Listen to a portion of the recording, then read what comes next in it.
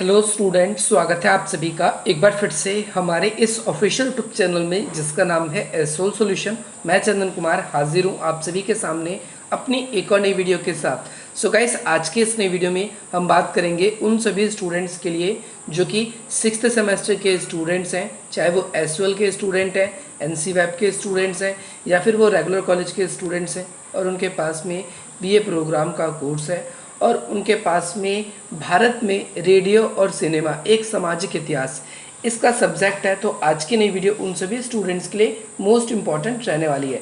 जैसा कि आप सभी की डिमांड आ रही थी कि सर एक ऐसी वीडियो भी लेकर आई जाए जिसके अंदर हमारे इस सब्जेक्ट के सारे जो क्वेश्चंस हैं इम्पॉर्टेंट वो हमें पता चल जाए, क्योंकि अब एग्ज़ाम में ज़्यादा समय नहीं बच गया है तो हम उन क्वेश्चंस के बिहाफ पर तैयारी कर सकें। सो गाइस, आप सभी के ऑन डिमांड पर ये वीडियो हाजिर है और इसके अंदर हम क्वेश्चन को तो डिस्कस करेंगे ही करेंगे। जैसा कि आप अपनी स्क्रीन पर देख पा रहे हैं कि कौन कौन से क्वेश्चन इंपॉर्टेंट है।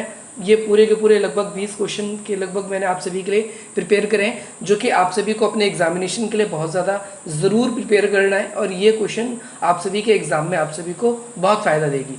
चलिए ज़्यादा देर ना करते हुए आज के अपने इस वीडियो को हम स्टार्ट करते हैं। यहाँ पर हम क्वेश्चन को तो देखेंगे, क्वेश्चन को समझेंगे, लेकिन एक परफेक्ट क्वेश्चन का कितना बड़ा आंसर लिखना है वो नहीं समझ पाएंगे। उसके लिए कुछ सेपरेट वीडियोज़ है, प्लेलिस्ट बना दी गई है इस पूरे के पूरे सब्जेक्ट की, जो कि आप आई बटन पर क्लिक करके या डिस्क्रिप्शन बॉक्स में दिए गए लिंक्स के थ्रू भी आप डायरेक्टली वहाँ पर सारी की सारी वीडियोज़ जो है उसको एक्सेस कर सकते हो, वहाँ पर देख सकते हो। कोई भी डाउट होने पर इस वीडियो के एंड में आप सभी के लिए हमारा नंबर भी और डिस्क्रिप्शन बॉक्स में कुछ हमारे जो सोशल मीडिया के वेरियस प्लेटफॉर्म है उसके लिंक भी दे दिए गए हैं। चलिए हम स्टार्ट करते हैं। सबसे पहली बात तो फर्स्ट क्वेश्चन आप सभी से ये पूछा गया है, आकाशवाणी संगठन क्या है, इसके बारे में आप सभी को बताना है। तो ये आकाशवाणी संगठन है क्या, मैंने इसकी वीडियो आप सभी के लिए अपलोड कर दी है, लेकिन क्वेश्चन यहाँ पर मैं अच्छे से एक्सप्लेन कर देता हूँ। आकाशवाणी आप सभी को पता है, रेडियो और आकाशवाणी ये क्या है, रेडियो का ही एक अंग है और जो कि प्रसार भारती, भारत ने एक अलग से एक ग्रुप बना रखा है, आप ये कह सकते हो एक संगठन बना रखा है प्रसार भारती। ये केंद्र सरकार के अंडर में काम करती है और इसके द्वारा पूरा का पूरा जो आकाशवाणी का संगठन है वो संचालित इन्हीं के थ्रू किया जाता है। प्रसार भारती के अंतर्गत हम ये देखते हैं कि आकाशवाणी को अच्छे से चलाया जा सके, इसके लिए आकाशवाणी के महानिदेशालय की नियुक्ति की जाती है। महानिदेशालय जो है ये 3 तरीके के होते हैं। पहला कार्यक्रम शाखा, जो कि आकाशवाणी पे जितने भी कार्यक्रम होते हैं उन सभी के प्रोग्रामिंग को सेट करते हैं। कौन सा नाटक आएगा, कब संगीत चलेगा, कब कौन सा शो दिखाया जाएगा, ये कार्यक्रम शाखा के जो महानिदेशक होते हैं वो चेक करते हैं इसके अंदर। दूसरे नंबर पे आप सभी के आते हैं तकनीकी शाखा, जो कि इसके अंदर ज़्यादातर अभियंता यानी इंजीनियर्स आ जाते हैं और ये इंजीनियर्स क्या करते हैं, आकाशवाणी के अंदर जो टेक्नोलॉजी से रिलेटेड सपोर्ट होता है वो इस सपोर्ट देने का कार्य करते हैं। और तीसरा है प्रशासनिक शाखा। प्रशासनिक शाखा क्या करता है, पहली बात तो इनके लिए फंड रिलीज़ करता है, क्योंकि इनके लिए पैसे की ज़रूरत पड़ती है। आकाशवाणी ऐसा थोड़ी है कि गवर्नमेंट की तरफ से तो फ्री में चलेगा, गवर्नमेंट को भी खर्च करना पड़ता है इसके लिए, चाहे वो आप सभी के माइक्स के लिए हो, एंकर्स को पे करने के लिए हो, या फिर जो भी इसमें कार्य करने वाले लोग हैं उन सबके पेमेंट करने के लिए हो। तो ये कहीं ना कहीं हम देखते हैं प्रशासनिक शाखा, इसके अंदर वित्तीय और प्रशासन दोनों के महानिदेशक इसके अंदर शामिल होते हैं और वो इसके अंतर्गत कार्य करते हैं। इसके बाद में ये फर्स्ट क्वेश्चन आप सभी का क्लियर हो गया होगा। आई होप आपको इसके अंदर क्या बताना था। इस वीडियो को अपलोड कर रखा है मैंने डिटेल वाइज, अगर आप लोगों ने नहीं देखा तो आप देख सकते हैं। अब हम बात करेंगे आकाशवाणी के कार्यक्रम नियोजन। कार्यक्रम नियोजन मतलब अब भाई इसमें बहुत सारे प्रोग्राम्स कराए जाते हैं, तो उनका नियोजन का मतलब है कैसे इसमें योजनाएं यानी प्लानिंग क्या की जाती है, कैसे प्रसारण किया जाता है, इसके बारे में आप सभी को इस क्वेश्चन के अंदर बताना है। तो अगर मैं आप लोगों को कहूँ कि भाई आकाशवाणी के कार्यक्रम के अंदर 2 चीज़ें सबसे खास है। सबसे पहला समाचार ध्यान रखना है और दूसरा करंट अफेयर्स। ये दोनों के दोनों आप सभी को उपलब्ध होते हैं, लेकिन इसके अंदर समाचार में भी आप सभी को मनोरंजन, सूचना पत्र, शैक्षिक कार्यक्रम और साथ ही साथ संदेश या देश विदेश की जानकारी जो है प्रमुख जानकारियाँ शामिल होती है। इसके अंदर इसकी एक प्रसारण नीति होती है। इसके बारे में वीडियो मैंने आप लोगों के लिए नहीं बनाई है, लेकिन मैं बता दूं जल्दी आप सभी के लिए आ जाएगी। इसके अंदर एक प्रसारण नीति है और प्रसारण नीति क्या करती है कि सूचनाओं को, जो भी शिक्षा का, मनोरंजन का, जो भी इसका कार्य क्षेत्र है, उनके मोटे तौर पर जो भी उनसे जुड़े हुए खबर होती है उनका प्रसारण करने की कोशिश करती है। और कार्यक्रम के थ्रू इसके कार्यक्रम निर्माण में एक कुछ बातें ध्यान रखती है। सबसे पहली बात, देश की अखंडता और एकता बनी रहे, इस बात पे जोर दिया जाता है। और समाज में लोकतांत्रिक मूल्य बने रहे, इस बात पे भी जोर दिया जाता है। सेकंड चीज़ अगर हम बात करें तो जनता जो है, जनता इनकी वैज्ञानिकता को समझ सके, इसके बारे में भी संख्या नियंत्रण, परिवार कल्याण कार्य, इसके अलावा जनसंख्या नियंत्रण एवं परिवार कल्याण को बढ़ावा देने के लिए भी कार्य किया जाता है। आपने आकाशवाणी अपने कार्ड्स में, कभी घर पे वैसे भी रेडियो में बचपन में सुना होगा, उसके अंदर बहुत सारे एड्स आपको देखने को मिलते हैं। इसके अलावा पर्यावरण संरक्षण में और पर्यावरण को संतुलन बनाए रखने में भी इसके नियोजन की एक खास भूमिका होती है। खेल कूद से जुड़ी हुई जो जानकारी होती है देश विदेश की, उसकी जानकारी आपको मिलती है। और साथ ही साथ कला और संस्कृति जो है, इसके बारे में भी हमें जानकारी मिलती है। ये क्वेश्चन आप सभी के लिए इम्पॉर्टेंट है। प्रसारण संहिता भी आती है कि भैया जो मित्र राष्ट्र की आलोचना इसने करी थी विश्व युद्ध के बाद में, कि किस तरीके से हिंसाओं को अगर उत्तेजना मिलती है तो ये क्या करती है, उसके अंदर उनकी आलोचनाएं भी करती है कि जो हमारे समाज में कुछ बुरी चीज़ें होती है तो उसको स्पष्ट रूप से बुरा बताया जाता है। तो ये आपको क्लियर हो गया होगा। इसके बाद में नेक्स्ट क्वेश्चन आप सभी के लिए है, कांग्रेस रेडियो या अनकही दास्तां क्या है, इसके बारे में बताइए। तो ये क्वेश्चन आप सभी के लिए अपलोडेड है।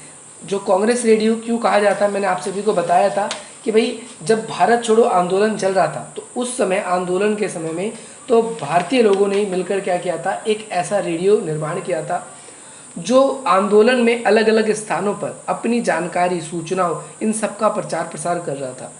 इन सभी जानकारी, सूचनाओं का प्रचार प्रसार करने के लिए इसमें इस रेडियो को चलाने में अगर हम देखें तो कांग्रेस के नेताओं की मुख्य भूमिका रही थी, इसीलिए इसको कांग्रेस रेडियो भी कहा जाता है। तो इसके बारे में आप सभी को डिटेल से वीडियो मिल चुकी है। अगर आप लोगों ने नहीं देखा है तो उसका लिंक आप लोगों के लिए प्लेलिस्ट में आप वहाँ से सुन सकते हैं। अगला है कांग्रेस रेडियो को खुफिया सेवा से, आप जो कांग्रेस रेडियो की जो खुफिया सेवा थी उससे आप क्या समझते हो, इसके बारे में बताना है। ये वीडियो आप लोगों के लिए अपलोडेड नहीं है लेकिन जल्दी अपलोडेड हो जाएगी। इस वाले क्वेश्चन के थ्रू आप ये क्वेश्चन भी समझ चुके होंगे कि कांग्रेस रेडियो की खुफिया सेवा क्यों थी, क्योंकि ये अंग्रेजों से जो छुपकर उस समय जो भारत छोड़ो आंदोलन चल रहा था उस आंदोलन में जगह जगह पर जो है खबरें पहुँचाने की कार्य इसी ने किया था। इसके अलावा उषा मेहता, आप लोगों को नाम याद रखना है क्योंकि मैंने बताया था आपके एग्जाम में ये क्वेश्चन भी आता है कि भाई उषा मेहता जी की कांग्रेस रेडियो या जो भारतीय कांग्रेस रेडियो है इस पर क्या भूमिका थी। तो 22 साल की एक लड़की थी जिसने क्या किया था, अलग अलग जगहों पर स्थान बदल कर संचार किया था और लोगों को आंदोलन को बढ़ाने के लिए किस तरीके से प्रेरणा दी थी। तो उस जगह वीडियो में आप देख सकते हैं। बाकी आपके लिए डायरेक्टली यहाँ पर हम सिर्फ क्वेश्चन का डिस्कशन कर रहे हैं, क्वेश्चन क्या क्या इंपॉर्टेंट है, क्या क्या पढ़ना है, क्या क्या नहीं पढ़ना। नेक्स्ट क्वेश्चन आप सभी के लिए ये पूछा गया है नेक्स्ट क्वेश्चन आपसे पूछा गया है संगीत की उत्पत्ति। तो संगीत की उत्पत्ति है क्या, सबसे पहले आप सभी को यहाँ पर ये बताना है। आज हम अपने आसपास में जो संगीत जिस रूप में देखते हैं, क्या संगीत स्टार्टिंग से इस रूप में ही था, क्या यही संगीत का असली स्वरूप है, तो इसके अंदर हमको ये देखना है। तो इसके अंदर आप सभी को ध्यान रखना है कि जो संगीत है इसके अंदर गायन, वादन और नृत्य तीनों इसके अंदर संगीत के अंदर शामिल होता है। और जो इसके इतिहास की बात करें, इसकी उत्पत्ति की बात करें तो इसकी उत्पत्ति भारतीय समाज के अंदर अलग अलग काल में हुई है। स्टार्टिंग से बात करें तो इंसान ने पहले संचार करने के लिए अलग अलग शब्दों का इस्तेमाल किया और इसके बाद में गुप्त रूप से मनोरंजक ढंग से अपनी बातों को स्पष्ट करना, है ना, तो वो संगीत के अंतर्गत ही आता है। इसमें 3 चीज़ शामिल होती है, आपको मैंने बताया, इसमें नृत्य, गायन और वाद्य, ये 3 चीज़ इसके अंदर शामिल होती है। और संगीत जो है, संगीत शास्त्रीय, इसके अंतर्गत हम देखते हैं कि कई सारी बातें इसके अंदर शामिल होती हैगी।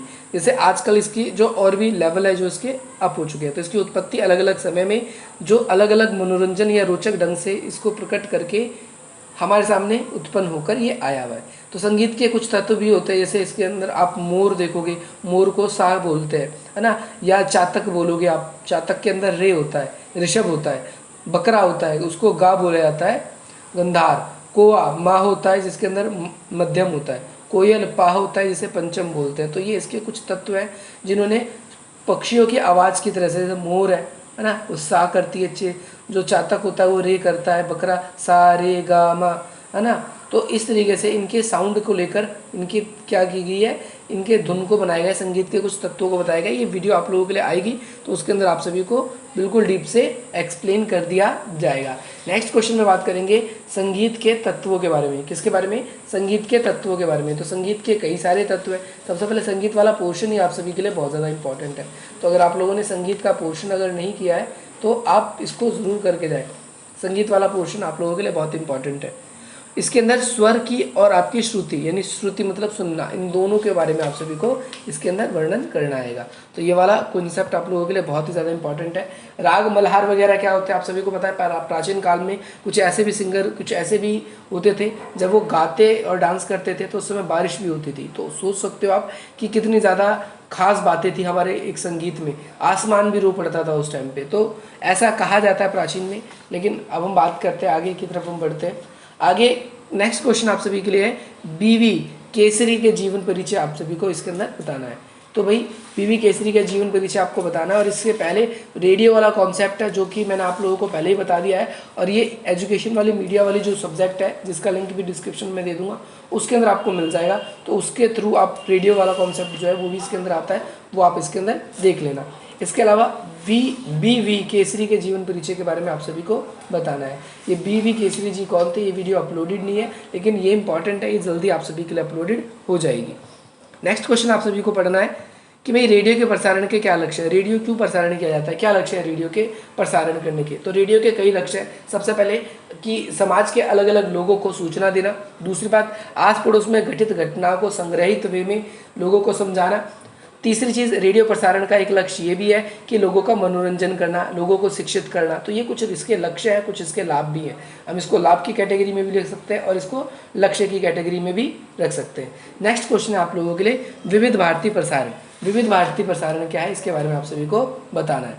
तो विविध भारती प्रसारण का मतलब आपको मैंने बताया था कि इसके अंदर हम देखें सार्वजनिक चैनल जो होते हैं हमारे, जैसे सार्वजनिक चैनल में आपके आकाशवाणी है, वो एक प्रमुख चैनलों में से एक है और वो ज़्यादातर लोगों को इसके बारे में अवगत कराता है, जानकारी के बारे में। तो इसकी स्थापना भारतीय स्तर पे अगर हम बात करें तो 3 अक्टूबर 1957 को हुई थी, आप सभी को बताया गया था मेरे द्वारा पिछली वीडियो में। इसके अलावा 2006 और 2007 में विविध भारती जो है उसको क्या कर दिया गया था, स्वर्ण जयंती वर्ष के रूप में इसको बनाया गया था, क्योंकि लगभग इसके 50 साल हो गए थे, 50 साल हो गए थे। तो इस वजह से स्वर्ण जयंती के रूप में इसको बनाया गया।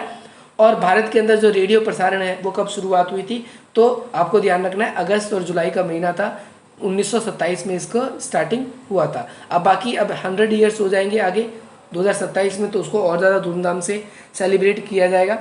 इसके अलावा आकाशवाणी देखें तो प्राइमरी चैनल है जो कि देश विदेश में सूचना और जानकारियों को प्रचार प्रसार करने में अपनी बहुत ही ज़्यादा मुख्य भूमिका निभाता है। नेक्स्ट क्वेश्चन है भारतीय सिनेमा का इतिहास बताना है आपको। क्या बताना है? भारतीय सिनेमा का इतिहास। तो भारतीय सिनेमा का इतिहास, कैसा इतिहास रहा है, कैसा इतिहास नहीं रहा, इसके बारे में आप सभी को यहाँ पर वर्णन करना है। तो भाई भारतीय सिनेमा का इतिहास आप सभी को पता है 1900 के दशक में तो भाई आज मुंबई बहुत ज़्यादा खास बन गया, लेकिन भारत के अंदर जो है अगर भारतीय सिनेमा की बात करें तो 1896 में, मतलब 1896 में मुंबई में इसमें सबसे पहले इसकी शुरुआत की गई थी। वास्तव में सिनेमा का इतिहास जो बात करें, हरिचंद है ना, सखाराम भाटवेकर और सार्वे दादा, इनके द्वारा इसकी शुरुआत की गई थी और इन्होंने कई फिल्में बनाई थी। पहले जो है बिना बोलती फिल्म थी, फिर बोलती फिल्म भी बनी, आलम आरा, जिसमें से है ना राजा हरिश्चंद, आलम आरा। अपनी जो छोटी क्लासेस है उसके अंदर इन मूवीज़ के बारे में पढ़ा होगा। बॉलीवुड की शुरुआत आगे चल के होता है कि जो कि राजा हरिश्चंद की 1913 में जो फिल्म आई थी सबसे पहली, है ना, उसके बारे में थी। ये मुख्य फिल्म थी। अब पेपर में आपके मुख्य फिल्म वाला क्वेश्चन भी आता है तो उसके बारे में भी हम डिस्कस करेंगे। और इसके अंदर कई सारी चीज़ें हम देखते हैं कि राजा हरिश्चंद्र जी 1914 में लंदन में प्रकाशित किया गया था। कब किया गया था? लंदन में सबसे पहले प्रकाशित किया गया था। हालांकि भारतीय सिनेमा में सबसे पहले इसे कब से कब तक सिनेमा में रहा था? 1913 से लेकर 1918 तक ये रहा था राजा हरिश्चंद्र जी के टाइम पीरियड के टाइम पे। और 23 फिल्में बनी थी उस टाइम पे। कितनी फिल्में बनी थी? लगभग 5 सालों में 23 फिल्में बनाई गई थी। और वो क्या थी? प्रारंभिक वृद्धि में हॉलीवुड की तुलना में हमारा इतना ज़्यादा पॉपुलर नहीं था। हॉलीवुड बहुत ज़्यादा पॉपुलर था, लेकिन धीरे धीरे ये भी अब पॉपुलर होता जा रहा है। लेकिन आगे चल के बोलती हुई फिल्म 1931 में, देखो जब 13 लिखोगे तो राजा हरिश्चंद्र, ठीक है, और जब 13 नहीं लिखोगे 31 लिखोगे, ऐसे 3 इधर, तो आपको याद रखने में आसानी होगा। तो वो क्या हो जाएगी? आपकी आलम आरा हो जाएगी। और वो बम्बई में बनी थी। वो पहली बोलने वाली फिल्म थी जो कि फिरोज शाह आलम आरा उसके निर्देशक थे। और आलम आरा को सबसे पहले जो है उसमें गीत दे खुदा के नाम पर उस पर क्या किया गया था, संबोधित किया गया था। दे खुदा नाम का उस पर गीत था, वो लिखा गया था। आज अगर हम बात करें तो आगे चल के बहुत सारी फिल्में आज बनाई जा चुकी है, जो कि बहुत सारी फिल्में। इसके अलावा आजकल हमारे देश के अंदर क्षेत्रीय सिनेमाओं का उदय हो गया, भोजपुरी, टॉलीवुड, इसके अलावा बंगाली, हरियाणवी, अलग अलग जगह पर पंजाबी। तो अलग अलग आप लोगों ने देखा है कि अलग अलग तरीके की फिल्में जो है वो बननी स्टार्ट हो गई है। अगला हिंदी सिनेमा, अगला क्वेश्चन है हिंदी सिनेमा से आप क्या समझते हैं, इसका संक्षिप्त में आपको वर्णन करना है। तो हिंदी सिनेमा की इतिहास की बात करें तो ज़्यादा फिल्में हमें हिंदी सिनेमा के इतिहास के बारे में पता नहीं, लेकिन कब लगभग आज 1288 फिल्म लगभग बन चुकी है, जिसमें से वहाँ 13 ही राष्ट्रीय अभिलेखागार मिली है। अभिलेखागार मतलब ज़्यादातर पॉपुलर मूवीज़ ज़्यादातर 13 ही हुई है, जो बहुत ज़्यादा खास मानी जाती है। इसमें बहुत सारी फिल्म है कि राजा हरिश्चंद्र से शुरुआत होती है, और आजकल जो आप फिल्म देखते हो उन फिल्मों को भी आप इसके अंदर क्या कर सकते हो, ऐड कर सकते हो। इसके अलावा भारतीय परिप्रेक्ष्य में सिनेमा की शुरुआत कैसे हुई, इस क्वेश्चन के बारे में भी आप सबको बताना है। तो भारतीय परिप्रेक्ष्य में सिनेमा की शुरुआत अगर हम बात करें तो धार्मिक, मिथ्य और पुराण पर आधारित थी। धार्मिक, मिथ्य और पुराण, इनके ऊपर इन सब चीज़ों को रोचक ढंग से जनता के सामने प्रकट किया जाना, ठीक है। जैसे पहले महाभारत होता था, महाभारत के अंदर क्या था, उसके अंदर खाली एक्टिंग थी, और उसके अंदर लोगों ने अपनी एक्टिंग को अच्छी तरीके से दर्शन करने की कोशिश करी। ठीक उन एक्टिंग्स के थ्रू, दर्शन के थ्रू, नाटकों के थ्रू ही आगे चल के जो है भारतीय फिल्म जो है या भारतीय सिनेमा की शुरुआत धीरे धीरे उन्हीं स्टार्ट हो जाती है। आई होप आपको ये भी क्लियर हो गया होगा। नेक्स्ट क्वेश्चन की हम बात करेंगे, मुख्य फिल्म के इतिहास के बारे में बताना है। मुख्य फिल्म कौन सी होती है ना, मुख्य फिल्म के बारे में आपको बताना है। तो बताइए सबसे पहली मुख्य फिल्म कौन सी थी, सबसे पहली मुख्य फिल्म कौन सी थी, कमेंट करके आंसर बताएंगे मुझे स्टूडेंट्स, कौन सी पहली फिल्म थी। इसमें आप सभी को याद रखना है मराठी फिल्म थी आपकी, कब, 1913 में मुख्य फिल्म जो है दादा फाल्के ने सबसे पहली मुख्य फिल्म राजा हरिश्चंद्र का निर्माण किया था, और भारत में सिनेमा की शुरुआत भी उसी टाइम से हुई थी। 1932 में राजा हरिश्चंद्र जी की कहानी पर आधारित प्रातः टॉक शो यानी अयोध्या के राजा आए, जो कि मराठी सिनेमा में स्टार्ट हुई थी पहले, सबसे पहले, और धीरे धीरे ये पॉपुलर होने लगी। मराठी सिनेमा साल 2032 में आने वाली सदी की तरफ बढ़ रही है, यानी 100 साल इसके भी होने वाले हैं मराठी फिल्मों के आते आते। तो स्टार्टिंग में पहले मराठी फिल्में ही आया करती थी, तो ये आपको ध्यान रखना है। समय के साथ साथ फिल्में जो है वो चेंज होती जा रही है ना।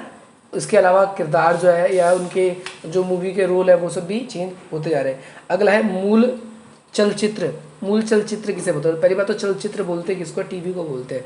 तो भाई एक मुख्य या पेपर में मूल भी लिखा जाए तो सेम चीज़ है। जो मुख्य है, मुख्य चलचित्र का मतलब ऐसी फिल्में जिनमें कोई जो है क्या नहीं है, स्क्रीनाइज रिकॉर्ड नहीं है, ध्वनि नहीं है, और ना ही उसमें श्रव्य है, बल्कि मुख्य फिल्में होती है। मुख्य फिल्में मतलब जिन्हें सिर्फ बोल के ही एक्सप्रेस किया जाता है, वो होती है मुख्य चलचित्र फिल्म, ठीक है। जिनके अंदर ना तो कोई फोटो दिखती है ना कोई वीडियो दिखती है, बस मुंह से बोलकर उसमें कैरेक्टर को एक्सप्लेन किया जाता है, उसके रंग रूप दिखाए जाते हैं, जो भी है, मतलब उस हिसाब से इतना कुछ शो नहीं किया जाता। तो ये मुख्य चलचित्र फिल्म कहलाती है। तो ये भी आप लोगों के लिए बहुत ज़्यादा इंपॉर्टेंट है। नेक्स्ट क्वेश्चन है आप लोगों के लिए, एवीएम प्रोडक्शन। एवीएम जो प्रोडक्शन है वो क्या है, एवीएम प्रोडक्शन क्या होता है, इसके बारे में आप सभी को बताना है। होपफुली आप सभी को ये वीडियो बहुत पसंद आएगी और आप इसी प्रकार के इंटरेस्टिंग वीडियोस के लिए अब हमसे जुड़ेंगे जरूर। तो ये वाला क्वेश्चन आप लोगों के लिए जल्दी अपलोड होगा। नेक्स्ट क्वेश्चन की बात करेंगे, औपनिवेशिक में सेंसर व्यवस्था क्या है। सेंसर व्यवस्था का मतलब होता है प्रतिबंध, कि भाई क्या किस तरीके से लोगों के ऊपर प्रतिबंध लगते हैं। तो ये क्वेश्चन भी इंपॉर्टेंट है। फिल्मों के टाइम पे पहले भी और आज भी हमने एक पूरा सेंसर बोर्ड ही बना रखा है। कोई भी मूवी अगर आती है तो उससे पहले सेंसर बोर्ड से हमें परमिशन लेनी पड़ती है, और वो सेंसर बोर्ड इस बात का ध्यान रखता है कि वो हमारी भावनाओं को ठेस ना पहुँचाए, वो हम लोगों की जो भी फिल्म है उसको अच्छी तरीके से समाज में एक अच्छा संदेश दे के जाए, ये नहीं कि समाज में कोई नेगेटिविटी को शो करके जाए। तो ये क्वेश्चन भी आप सभी के लिए क्लियर होगा। नेक्स्ट क्वेश्चन है, क्या है देशभक्ति का अर्थ क्या है, और परिभाषा सहित देशभक्ति के अर्थ को समझाइए। तो भाई देशभक्ति क्या है, देशभक्ति का मतलब हिंदी सिनेमा के अंदर आपका ये है कि आप देश के प्रति समर्पित हो, आप देश की संस्कृति के साथ छेड़छाड़ ना करें, देश की संस्कृति को हूबहू ऐसे ही स्पष्ट या व्यक्त करने की कोशिश करें एक्चुअल में जिस तरीके से ये है ना। अगला क्वेश्चन आप सभी के लिए है, एंग्री यंग मैन। क्या है एंग्री यंग मैन, ये वाला क्वेश्चन है आप सभी के लिए। एंग्री यंग मैन से आप क्या समझते हो? आई होप आप लोगों ने ये क्वेश्चन ज़रूर देख लिया होगा, क्योंकि ये क्वेश्चन बहुत ज़्यादा इंपॉर्टेंट है आप सभी के लिए। और आप लोगों को नेहरू वाली जो यूनिट है आप लोगों की, उस वाली यूनिट में ये क्वेश्चन देखने को मिल जाएगा।